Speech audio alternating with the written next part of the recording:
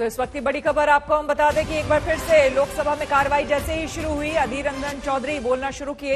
हालांकि उससे पहले स्पीकर ने साफ तौर पर कह दिया था ओम बिरला ने कि आज जो है जिस तरह से पिछले 9 दिनों से हो रहा है ऐसा नहीं करना चाहिए। जो सांसद यहां पर मौजूद हैं और सदन की गरिमा को बनाए रखना चाहिए। अधीर रंजन चौधरी जैसे ही उन्होंने बोलना शुरू किया उसके बाद फिर से एक बार हंगामा हो गया और सदन की कार्रवाई, लोकसभा की कार्यवाही जो है वो 11:30 बजे तक के लिए स्थगित करनी पड़ी है। तो सदन की गरिमा बनी रहे ये कहा लोकसभा अध्यक्ष ने और ये कहा कि कल या फिर उससे पहले पिछले 9 दिनों से जो कुछ भी हो रहा है वो बिल्कुल गलत है, सही नहीं माना जा सकता है और सुचारू रूप से सदन की कार्यवाही चलती रहे, इसको लेकर तमाम जो यहां पर सांसद मौजूद हैं इस पर ध्यान दें।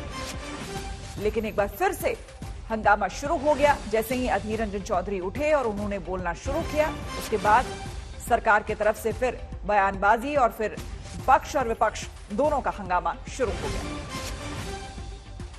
और लोकसभा की कार्यवाही एक बार फिर से 11:30 बजे तक के लिए स्थगित करनी पड़ी।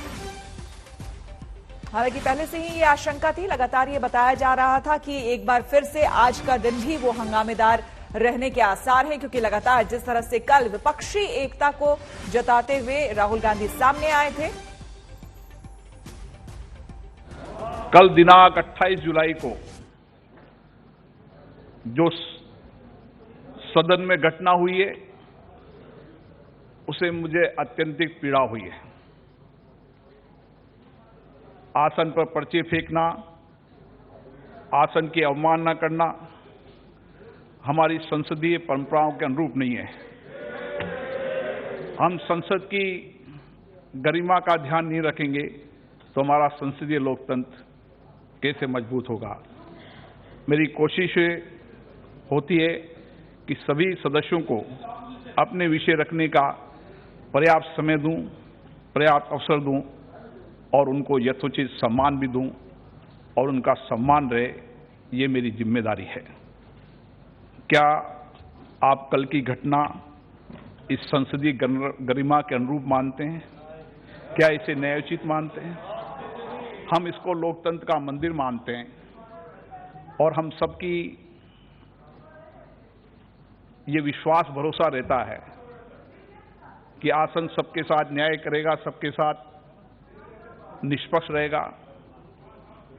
अगर कभी आसन पर कोई प्रश्न हो तो आप मुझे चेंबर में आके कहें, मैं कोशिश करूंगा कि और आसन की गरिमा को बढ़ाने के लिए आपके हमेशा सुझाव मानूं। लेकिन हम सबको सामूहिक रूप से निर्णय करना होगा कि हम कैसे इस सदन की गरिमा और सम्मान को बढ़ा सकते हैं।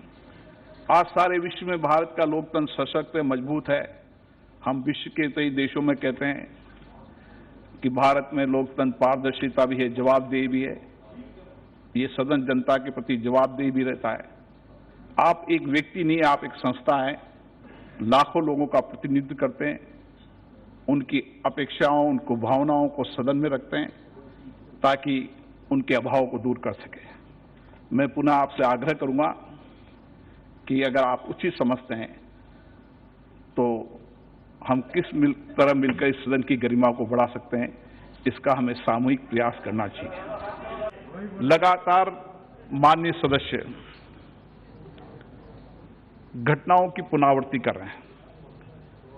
मैं ऐसे माननीय सदस्यों का आग्रह करता हूं कि लगातार ऐसी घटनाएं जो संसदीय परंपराओं के अनुरूप नहीं है उन घटना की पुनरावृत्ति न करें। अगर ऐसी घटनाओं की पुनरावृत्ति होगी तो मैं आपका सहयोग चाहता हूं। ऐसे सदस्यों के खिलाफ मुझे सख्त कार्रवाई करनी पड़ेगी ताकि हम संसद की मर्यादा को बनाए रखें।